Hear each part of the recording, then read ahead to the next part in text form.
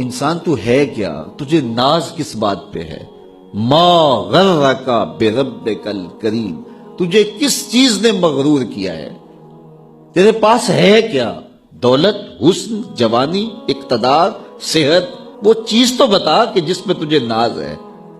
اس کی توفیق کے بغیر تو ایک قدم نہیں چل سکتا، تو سانس نہیں لے سکتا، تو پھر ناز کس بات پہ ہے، غرور کس بات پہ ہے؟ اور اسی کا در چھوڑ کے بھاگ گیا جس نے تجھے زندگی دی، اسی کی دہلیز سے بغاوت کر گیا جس نے تجھے تخلیق کیا، اسی کے حکموں کو توڑ رہا ہے جو تجھے زندگی کی ساری بہاریں بہم پہنچا رہا ہے۔ 5 مرتبہ آواز آتی تھی، حی علی الصلاۃ، حی علی الفلاح، آجا نیکی کی طرف، تو نے کبھی پرواہ ہی نہیں کی۔ لیکن صبح جب اٹھتا ہے تیرا رزق بند نہیں ہوا ہوتا، تجھے ناشتہ اسی طرح ملتا ہے، تجھے آکسیجن تازہ ملتی ہے، تجھے نعمتیں نصیب ہوتی ہیں۔ بتا کائنات میں کوئی ایسا بھی ہے جس طرح تیرا رب ہے؟ ما غرک بربک الکریم، وہ شے کون سی ہے جس نے تجھے کریم رب سے غافل کر دیا؟ تو آجا پلٹ کے۔ تو اس آیت کریمہ میں بھی اسی عنوان کو موضوع سخن بنایا گیا، یا ایھا الذین آمنوا اتقوا اللہ، اے ایمان والو اللہ سے ڈر جاؤ۔ اللہ سے ڈرنا اس مفہوم میں ہے کہ بندہ ڈرتا ہے کہ مالک کہیں ناراض نہ ہو جائے، وہ روٹھ نہ جائے، میری زندگی کا سارا حسن اس کی رضا سے ہے، اور اگر وہ روٹھ گیا تو میرے پلے رہے گا کیا؟ دیکھیے جب اللہ روٹھتا ہے، ناراض ہوتا ہے تو رزق بند نہیں کرتا، اللہ ناراض ہوتا ہے تو آکسیجن بند نہیں کرتا، سورج کو حکم نہیں ہوتا کہ فلاں میرا نافرمان ہے، تیری کرنیں اس کے آنگن میں نہیں جانی چاہیے، چاند کو منع نہیں کیا جاتا فلاں کے آنگن میں چاندنی نہیں بکھیرنی، آکسیجن روک دی نہیں جاتی، کھانے روک نہیں دیے جاتے۔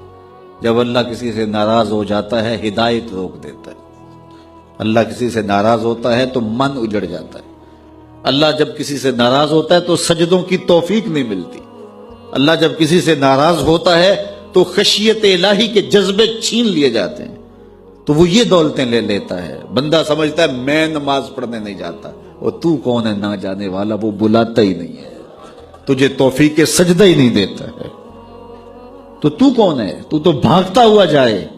یار کسی کو کارڈ آیا ہو کسی منسٹر کا تو وہ کئی لوگوں کو دکھاتا پھرتا ہے، آج کل تو وہ جو ہے وہ شیئر کر دیتے ہیں، جی مجھے فلاں نے بلایا ہے، تو لوگ جلیاں ڈالتے ہوئے جاتے ہیں، فلاں نے بلایا، تو رب نے بلایا ہو تو کوئی جائے نا؟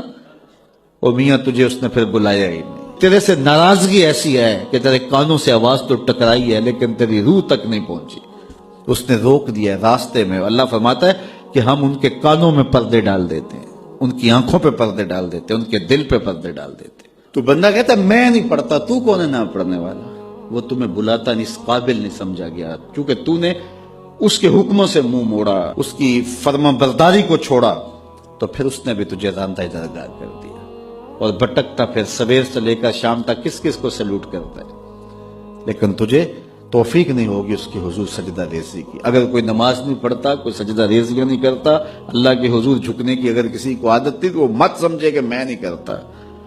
اللہ اکبر، اس سے چھین لی جاتی ہے توفیق، چھین لی جاتی ہے توفیق۔ تو اللہ سے توفیق مانگو کہ اللہ ہم سے کبھی بھی اپنی توفیق نہ چھینے، ہمیشہ ہماری پیشانیوں کو سجدے نصیب کرے۔ تو کہا اے ایمان والو اللہ سے ڈر جاؤ، اللہ اکبر، یعنی اس سے محبت کرتے ہو تو اس کی ناراضگی سے ڈر جاؤ، کہیں وہ روٹھ نہ جائے، وہ ناراض نہ ہو جائے۔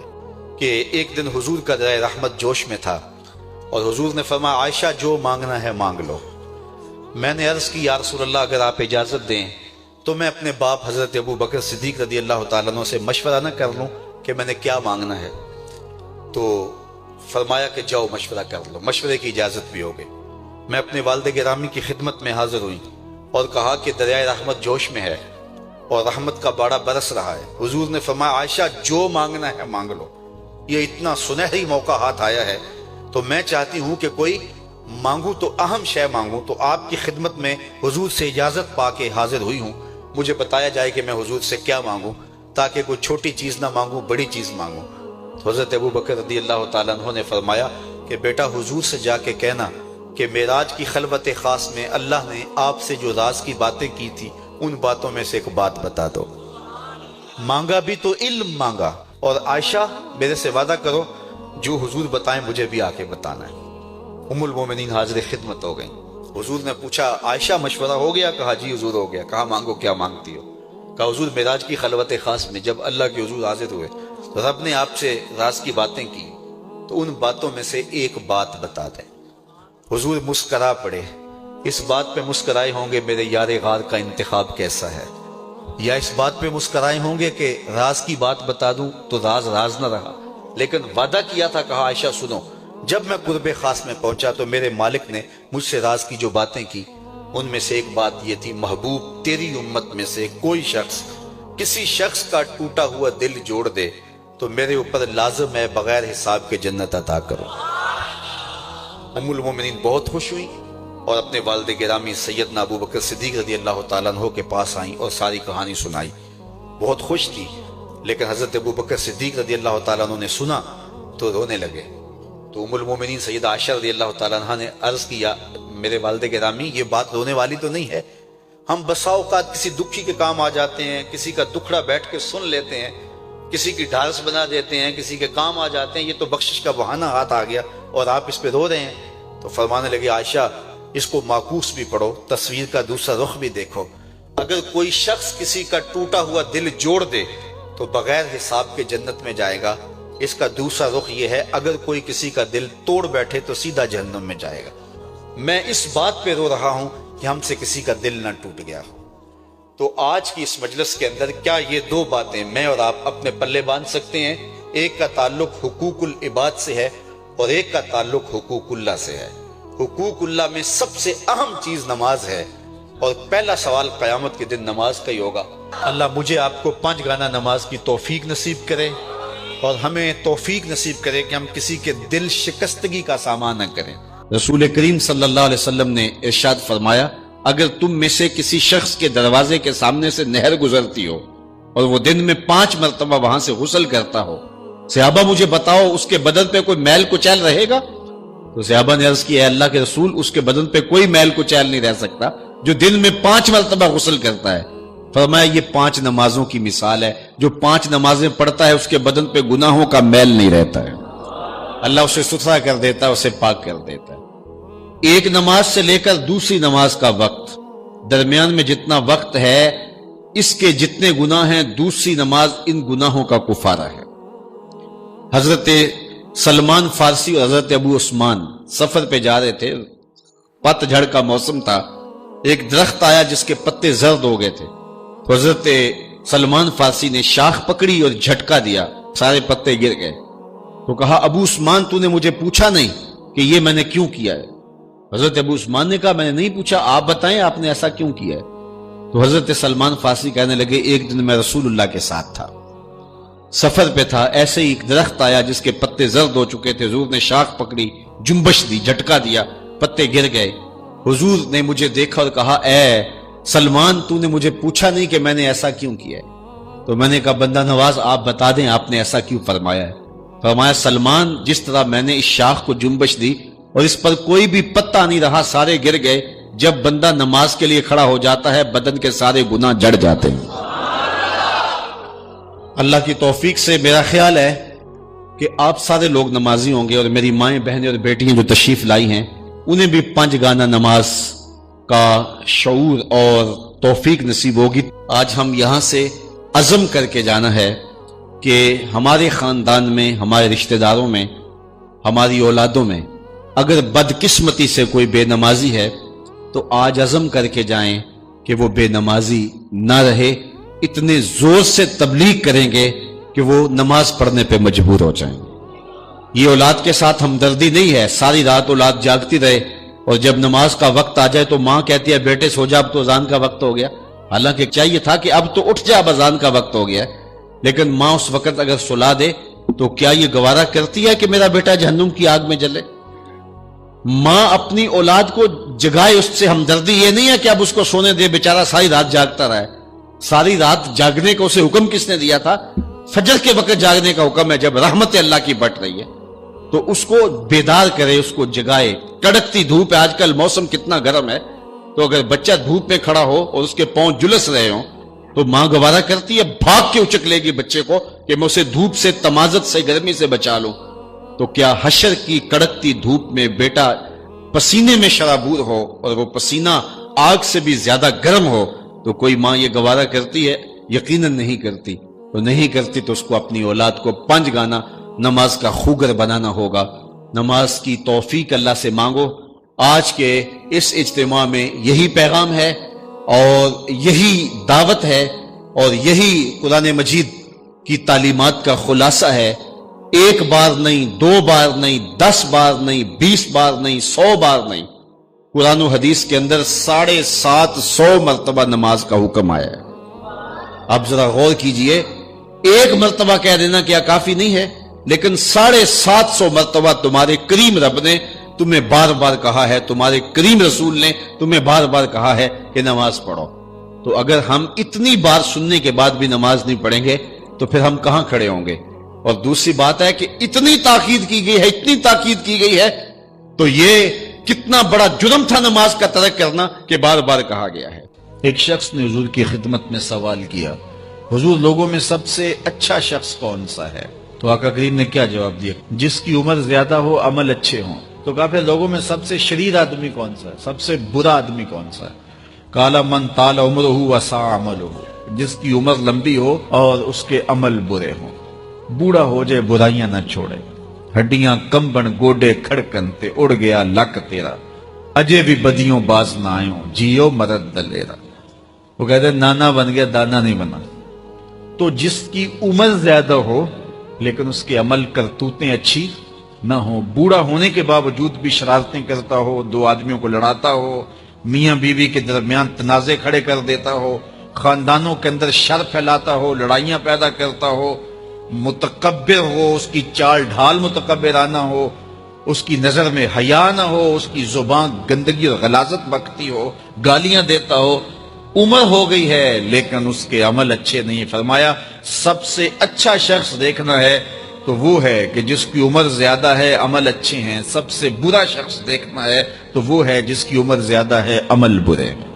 اگلی روایت حضرت ابو کبشہ الانماری رضی اللہ تعالی عنہ سے مروی ہے. میرے حضور نے فرمایا 3 چیزیں ایسی ہیں جن پر میں محمد ہو کے رب کی قسم اٹھاتا ہوں.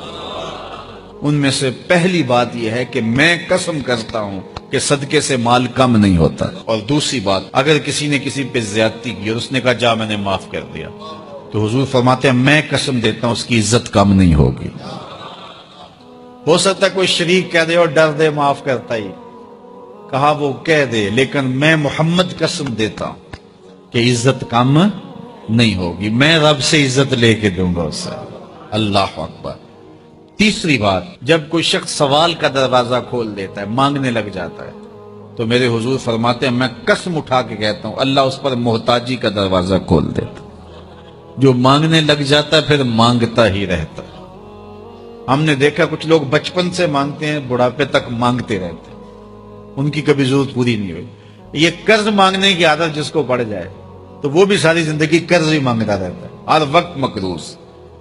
تو جس کو مانگنے کی عادت پڑ جائے تو میرے حضور فرماتے ہیں میں قسم اٹھا کے کہتا ہوں محتاجی کا دروازہ بند نہیں ہوتا. محتاجی اس کی جو ہے وہ مستقل اس کے اوپر مسلط کر دی جاتی ہے، وہ مانگتا ہی رہتا ہے. تو آئیے اس مختصر زندگی کو اللہ کے نام لگائیں، اس کے ذکر سے وابستہ کریں.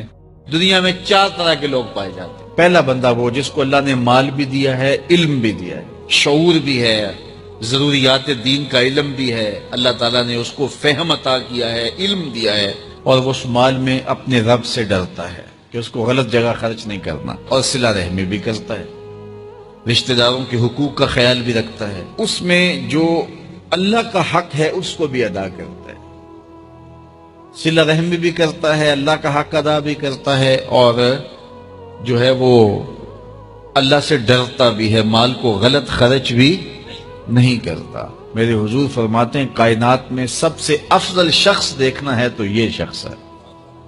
کائنات میں سب سے افضل شخص یہ ہے کہ جس کو مال بھی دیا گیا اور جس کو علم بھی دیا گیا، اور وہ گڑبڑ نہیں کرتا، وہ اللہ سے ڈرتا ہے، صلہ رحمی کرتا ہے اور مال کا حق ادا کرتا ہے. تو یہ سب سے افضل شخص ہے. دوسرا وہ شخص جس کے پاس علم تو ہے لیکن مال اس کے پاس نہیں ہے، اور وہ نیت کا بڑا سچا ہے، سچے دل سے کہتا ہے اگر میرے پاس مال ہوتا تو میں فلاں کی طرح عمل کرتا، وہ فلاں کے پاس مال ہے، اس نے مسجد بنوائی ہے، میں بھی بنواتا، اس نے دارالعلوم تعمیر کیا ہے، میں بھی کرتا، اس نے ہاسپٹل بنوایا ہے، میں بھی کرتا، اس نے مخفی انداز سے غریب بچیوں کی شادیاں کی ہیں، یہ کام میں بھی کرتا، اس نے دکھیوں کے کام آیا ہے، مصیبت زدوں کے کام آیا ہے، میں بھی آتا۔ تو وہ کہتا ہے کاش کہ میرے پاس، اور یہ سچے دل سے کہہ رہا ہے، یہ نہیں کہ ہوتا تو پھر یہ اوپر اس میں کہہ رہا ہے ہو تو پھر تیور ہی بدل جاتے ہیں۔ صادق کو نیت ہوتا ہے کہ اگر واقعی اس کو وہ نصیب ہو جائے تو وہ وہی کھڑا نظر آئے، تو حضور فرماتے ہیں وہ ہو بھی سچی نیت والا، سچی نیت والا، اور وہ کہتا ہے اللہ مجھے اگر مال دے میں فلاں کی طرح عمل کروں گا۔ میرے رسول فرماتے ہیں قیامت کے دن جب نامہ اعمال تولا جائے گا دونوں کے عمل برابر ہوں گے، اس نے خرچ کیا اور اس نے صرف نیت کی تو دونوں برابر کھڑے ہوں گے۔ اس نے مسجد بنائی، دارالعلوم بنایا، اس نے بنایا کچھ نہیں تھا، نیت کی تھا، دیکھو نا علم تھا، علم کی وجہ سے نمبر لے گیا۔ کہتا مالک میرے پاس ہوتا میں یوں کرتا، کیا کچھ نہیں، نہ ہوا نہ کیا، لیکن قیامت کے دن جب نامہ اعمال تونے کے برابر کھڑے ہوں گے۔ اچھا، تیسرا شخص جس کو اللہ نے مال دیا ہے لیکن علم نہیں دیا، مال کی فراوانی ہے لیکن علم نہیں ہے، شعور نہیں ہے، جہالت کی وجہ سے وہ مال میں گڑبڑ کرتا ہے اور اپنے رب سے بھی نہیں ڈرتا، ولا یصل رحمہ، اور صلہ رحمی بھی نہیں کرتا، اور اس کے اندر اللہ کا جو حق تھا وہ بھی ادا نہیں کرتا۔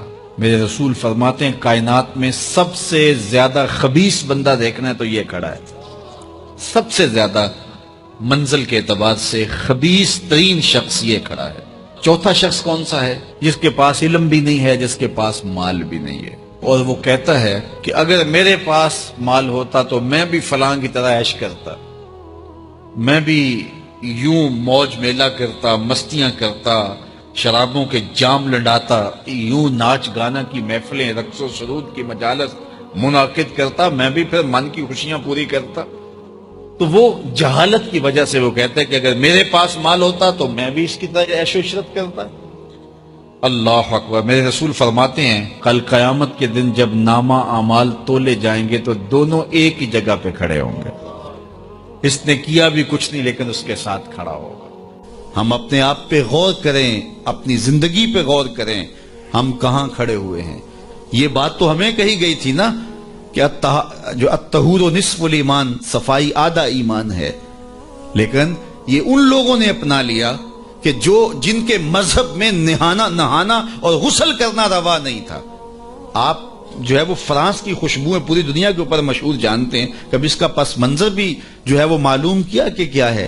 چونکہ یہ غسل نہیں کرتے تھے اور بدن سے اتنی بدبوئیں اٹھتی تھی کہ ان پر جو ہے خوشبو اس پر غالب کرنے کے لیے طرح طرح کی خوشبوئیں یہاں آئیں تاکہ جو ہے وہ بدبو سے لوگ ناک پہ جو لوگ ملنے آتے وہ ناک پہ ہاتھ رکھ لیتے۔ ان کے بادشاہوں کے جسموں سے بدبو آیا کرتی تھی، ان کے ہاں نہانا نہیں تھا۔ یہ تو مسلمانوں نے آ کے سکھایا، اور جب اندلس انہوں نے فتح کیا تو اس وقت جو وہاں واش روم انہوں نے بنائے تھے مسلمان، سب سے پہلے انہوں نے غالب آ کے ان کو توڑا اور پھر اسی روش میں چلے گئے۔ پھر آہستہ آہستہ انہوں نے سوچا کہ یار دیکھو تو صحیح، اور آج صفائی پسند وہ ہو گئے، آج گلیاں ان کی صاف ہیں، آج بازار ان کے صاف ہیں، آج ملک انہوں نے ایسے بنا کے رکھے ہیں جیسے ایک سگڑ بی بی اپنا گھر سنوار کے رکھتی ہے، اور ہمارے گلی کے اندر ہم کچرا پھینک کے گھر چلے جاتے ہیں۔ میں بعض قد گزرتا ہوں، چونکہ تنگ گلیوں میں بھی جاتا ہوں، بازاروں میں بھی جاتا ہوں، پیدل بھی جاتا ہوں اور سواریوں پہ بھی جاتا ہوں، آپ بھی یہ منظر دیکھتے ہیں کہ 6 فٹ کی گلی ہوتی ہے تو دونوں جانب نالیاں ہو رہی ہوتی ہیں، تو درمیان میں صرف 3 فٹ جگہ ہوتی ہے۔ میاں ایک سائڈ نالی بنا لو، چلو گلی کشادہ ہو جائے، لیکن ادھر والے نہیں مانتے کہ ہماری جانب نالی ہو، وہ کہتے ہیں ادھر نہیں مانتے، چلو فیصلہ کیا کہ دونوں جانب نالیاں ہوں۔ جب قوم کا مزاج یہ ہوگا تو کیا قوم ترقی کرے گی جو اتنی قربانی بھی نہیں دے سکتی؟ تو اب گندگی کے ڈھیر جگہ جگہ پڑے ہوئے ہیں۔ حکومت کو چھوڑیں آپ، حکومت کی ترجیحات، حکومت کی دلچسپیاں، ان کے معاملے، وہ تو جو کرتے ہیں، جو فریضہ ہمارا تھا ہم نے وہ نبھایا، ہم نے اس فریضے کو پورا کیا۔ تو ہم اپنے رویوں پہ غور کریں، ہمارے آقا نے ہمیں کتنا ستھرا دین دیا تھا، کتنا پیارا دین دیا تھا۔ میں نے اس مرتبہ میلاد کے موقع پہ کہا کہ دیکھو ہماری ترجیحات، کہ ہم نے میں گلی سے گزرا تو وہ گلی کے اوپر پورا وہ گوٹا کناری کی ہوئی تھی اور ڈنڈیاں بھی اور چراغاں بھی کیا تھا، اور بہت زیادہ پیسے لگے ہوئے ہوں گے. تو نیچے جو ہے وہ گلی تو وہ کچی تھی. تو میں نے کہا اگر یہ اوپر نہ ہوتا, نیچے کنکریٹ کی گلی ان پیسوں سے بن جاتی, تو یہ رسول اللہ زیادہ خوش نہ ہوتے اور حضور کی امت کو زیادہ نفع نہ ہوتا اور یہ میلاد کے نام پہ ہو جاتا. لیکن نیچے کچی گلی ہے اور وہ کہتے ہیں یہ حکومت کی ذمہ داری ہے, اور ہم نے اوپر گلی کے اوپر گوٹا کناری بھی کی ہوئی ہے اور اسے چراغاں بھی کیا ہوا ہے اور اس کے اوپر فانوس بھی لٹکائے ہوئے ہیں اور لاکھوں روپے اس گلی کو سجاتے ہوئے ہم نے لگا دیا. لیکن اگر ہم پکی کر لیتے گلی تو وہ زیادہ اچھا نہ تھا کہ وہ ہمیشہ کے لیے جو ہے وہ ایک مسئلہ ختم ہو جاتا. لیکن وہ نہیں کریں گے, یہ کریں گے ہم نے اپنی ترجیحات اپنی مرضی سے مقرر کی ہوئی ہیں. تو میرے رسول صلی اللہ علیہ وسلم نے جو ہمیں دین دیا ہے اس دین کو اختیار. اس کا یہ مطلب نہ لیا جائے کہ میں میلاد کے چراغاں کا مخالف ہوں. آج کل تو یہ بھی بڑا ڈر لگا رہتا ہے کہ فتوے ایک دم جو ہے وہ متوجہ ہو جاتے ہیں اور کافر سے نیچے تو چھوڑتے ہی نہیں نا. لیکن یہ دکھڑے ہیں ہمارے. میں کہتا ہوں گلیاں سجاتے ہو دل ویران نہ رہے. میں کہتا ہوں چراغاں کرتے ہو مکانوں کی چھتوں پہ کرو, میں اس کا انکار نہیں کرتا, لیکن دل کی گلیوں میں اندھیرا نہ رہے. اور تم جھنڈیاں لگاتے ہو حضور کے نام کی, ایک ایک پرت پہ, دل کے ایک ایک پرت پہ نام محمد کی جھنڈی بھی لگاؤ. اور میں نے الحمدللہ جگہ جگہ میلاد کے موسم میں اس مرتبہ توجہ دلائی کہ آپ اس طرح کریں کہ اپنے محلے کے اندر فہرست بنائیں, اپنی گلی کے اندر فہرست بنائیں. اللہ تعالیٰ نے یہ نظام رکھا ہوا ہے. غربت کے زمانے کے اندر بھی ایسا ہوتا ہے کہ ایک گلی کے اندر 20 یا 25 گھر ہیں تو ایک دو گھر والوں کو اللہ تعالیٰ نے مال و دولت سے فرازہ جو ہے وہ مالا مال کیا ہوتا ہے. باقی جو ہے وہ پوری گلی کے لوگ غریب ہو سکتے ہیں, لیکن کوئی ایک آدمی اللہ تعالیٰ وہاں امیر رکھا ہوتا ہے. ایک پورا گاؤں ہے, دیہات ہے اور بڑا غریب دیہات ہے, لیکن وہاں بھی کوئی 5, 10, 15 ذمہ دار ہوتے ہیں یا کچھ لوگ مالی طور پہ مستحکم ہوتے ہیں. یہ اللہ تعالیٰ نے نظام رکھا ہے. وہ جو 5, 10 لوگ ایک بستی میں امیر ہیں, ایک گلی کے اندر 15 یا 20 گھر ہیں تو سارے غربا کے گھر ہیں, تو 2-3 گھر جو ہیں اللہ تعالیٰ نے ان کو نوازا ہوا ہے. تو وہ 2-3 گھر یا اس گاؤں کے اندر جو ہے وہ 10-12 لوگ وہ سوچیں کہ ہمیں سرخاب کے پر لگے ہیں کہ ہمیں دولت زیادہ دی گئی ہے. عقل و فہم کی وجہ سے بھی دولت زیادہ نہیں ہوتی. میاں صاحب فرماتے ہیں بے وقوفاں دے نوکر ویکھے دانش مند سے آنے. ایسا بھی ہوتا ہے. یہ اللہ کی تقسیم ہے, وہ جس کو عطا کر دے. تو اب جس کو دولت زیادہ دی گئی ہے وہ سوچے کہ مجھے کیوں زیادہ دی گئی ہے. علماء نے کہا کہ جس کو کوئی زیادہ فراوانی دی گئی ہے اس کا جو ہے وہ مثال کے طور پر وہ کہتے ہیں کہ جو گائے ہے اور بھینس ہے اس کا دودھ اس کے بچے کی ضرورت سے زیادہ ہوتا ہے تو باقیوں کے لیے بھی حلال قرار دیا گیا کہ وہ نفع پہنچائے. جس کو مال اس کی ضرورت سے زیادہ دیا گیا ہے تو وہ اس مال کے ذریعے اپنے کم از کم رشتہ داروں میں اور اپنے محلے میں اپنی گلی میں کم از کم دیکھے. اور میلاد کے موسم کے اندر وہ غور کرے کہ میری گلی میں 15 گھر ہیں, اس میں کوئی غریب ہے تو آج میلاد کے دن ایسا نہ ہو کہ آج بھی وہ غربت میں دن گزارے. اگر اس کو آپ 1 مہینے کا راشن دے دیتے ہیں اور ساتھ لکھ کے چٹ اس کے اندر ڈال دیتے ہیں میلاد مبارک, اور درود پڑھتا رہے گا اور حضور علیہ الصلوۃ والسلام کا صدقہ کھاتا رہے گا تو کتنا اچھا ہو. تو یہ وہ چیزیں ہیں جس کی طرف ہمیں توجہ کرنی چاہیے. اور میں سمجھتا ہوں کہ حضور علیہ السلام کی محبت سے معاشرے کے دکھ جو ہیں وہ سمیٹے جا سکتے ہیں. آقا کریم علیہ الصلوۃ والسلام نے محبت سے ہی معاشرت کو جو ہے وہ اپنے قریب کیا اور لوگ ایمان کی دولت سے مالا مال ہو گئے. وہ ایک بچہ آیا نا اپنی ماں کے لیے لباس لینے کے لیے, اور پہلے وہ گیا اپنے چچا کے پاس, اس کی ماں بیوہ تھی, اس کا لباس پھٹ گیا تھا اور وہ اپنے چچا کے پاس گیا تو اس نے دتکار دیا. اللہ اکبر. فذالک الذی یدعو الیتیم, یدعو الیتیم یہ قرآن نے بتایا کہ یہ وہ بد نصیب لوگ ہیں جو یتیموں کو دھکے دیا کرتے ہیں. تو وہ ماں نے اس کو روکا تھا, بیٹا نہ جانا, تاریخ خیرب پڑھے. ماں نے کہا تھا بیٹا نہ جانا, لیکن اس نے کہا کہ تیرے بدن کے اوپر جو لباس ہے وہ بھی پھٹ گیا ہے اور جگہ جگہ سے جسم جھلک رہا ہے, تو میں اپنے چچا سے آپ کے لیے لباس لے کے آتا ہوں. پھر جو رویہ اس نے اختیار کیا تو واپس روتا ہوا آ رہا تھا, تو کسی نے راستے نے پوچھا کہ کیا ماجرا ہوا. اس نے کہا چچا کے پاس گیا تھا ماں کے لیے لباس لینے, اس نے تو لا کے بھیج دیا. اللہ اکبر. تو اس نے کہا کہ جا سین حرم میں محمد نام کا ایک شخص بیٹھا ہوا ہے, اگر تو اپنا دکھڑا اس کے سامنے پیش کرے تو وہ امید ہے تمہیں رد نہیں کریں گے, لیکن سن لے ان کا دین کوئی اور ہے. اللہ اکبر. اپنے ماں کے پاس آیا تو ماں کو کہا کہ چچا نے رلا کے بھیج دیا, لیکن آپ کی حالت مجھ سے دیکھی نہیں جا رہی. بچہ ابھی شعور کی منزلوں میں قدم رکھ رہا تھا, پہلے بہت چھوٹا تھا, اب اس کے اندر ایک جذبات تھے بچے کے اندر. تو ماں نے کہا کہ بیٹا نہیں، ان کے پاس نہیں جانا، سنا ہے کہ وہ جو ان سے ملے دین دھرم چھین لیتے ہیں اس کا. اللہ اکبر. تو حضور علیہ الصلوۃ والسلام کے پاس جانے سے ماں روکنے لگی، لیکن بچے نے کہا کہ امی میں پکا رہوں گا، بتوں کا وفادار رہوں گا، تم اس ٹینشن کو، اس پریشانی کو چھوڑ دو. اور حضور کی خدمت میں حاضر ہوا. حضور صحن حرم میں چادر اوڑے بیٹھے ہوئے تھے اور جا کے کہنے لگا میں پہلے بات آپ سے کر لیتا ہوں، آپ کا دین میں نے قبول نہیں کرنا. حضور مسکرا کے بولے بیٹا بتاؤ کس لیے آئے ہو؟ کہا میری ماں بے لباس ہے، میں آپ سے لباس لینے آیا. حضور نے چادر رحمت اتار کے اس کے کندھوں پہ ڈالی. اللہ اکبر. وہ واپس آ گیا اور ماں پر حضور کی چادر اڑائی. اللہ اکبر. اور ماں نے کہا کہ بیٹے اس نے اپنا دین تو نہیں تجھے دیا؟ کہا نہ، میں نے پہلے کہہ دیا تھا تیرے دین نہیں مانوں گا. ماں کہنے لگی پتر اس کا دین ماننا چاہیے، یہ جس نے رحمت کی چادر ہمارے سر پہ تان دی. اللہ اکبر. تیری تک کے ادامہ میں مرید ہو گئے. اس بوڑھی عورت کا قصہ بھی آپ نہیں بھول سکتے، جو گھر کا سامان باندھ کے اپنے دروازے پہ بیٹھی ہوئی تھی، اور اس نے سنا تھا مکے میں ایک جادوگر آیا ہے جسے ملتا ہے اس کا دین چھین لیتا ہے. اس نے سوچا ساری زندگی لات، منات، حبل، عزا ان کے ساتھ وفا کی ہے، یعوق اور نصر کے قصیدے پڑھے ہیں، تو اب آخری زندگی میں کیا میں ود اور سوا کو چھوڑ دوں گی، میں یعوس اور نصر کو چھوڑ دوں گی، میں لات اور منات کو چھوڑ دوں گی؟ کہا کہ کہیں ایسا نہ ہو کہ کہیں اس سے ملاقات ہو جائے اور وہ دین ہی میرا چھین لے، مجھے شہر چھوڑ دینا چاہیے. گھر کے تھڑے کے اوپر سامان باندھ کے بیٹھی ہے.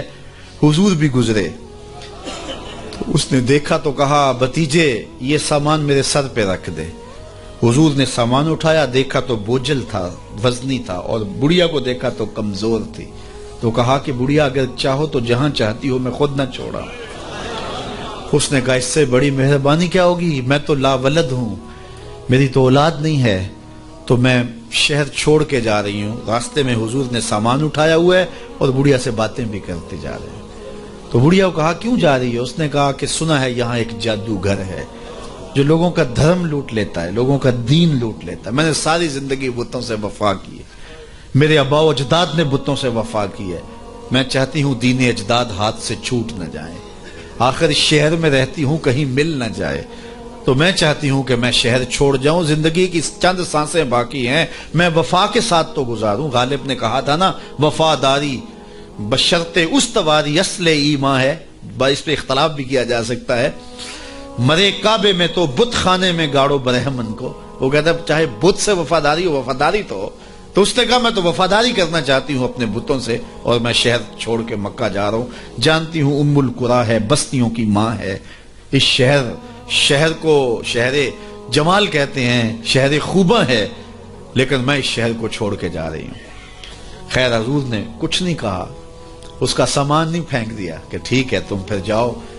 سامان اس کا اٹھایا اور جہاں تک اس نے جانا تھا سامان پہنچایا.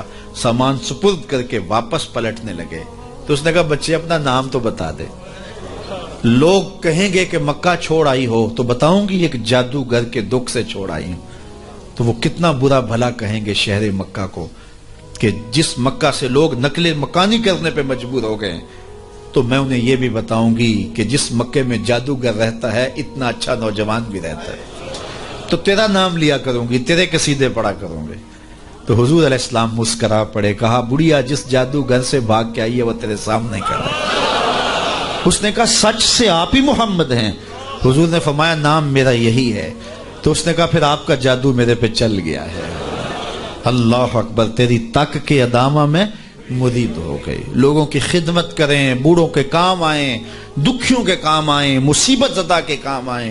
حضور یتیم ہو کے یتیم پرور تھے، لاچاروں کی مدد کرتے، لوگوں کے گھروں میں پانی بھر کے دے دیتے، اور دکھیوں کے کام آ جاتے اور مصیبت زدوں کے کام آ جاتے.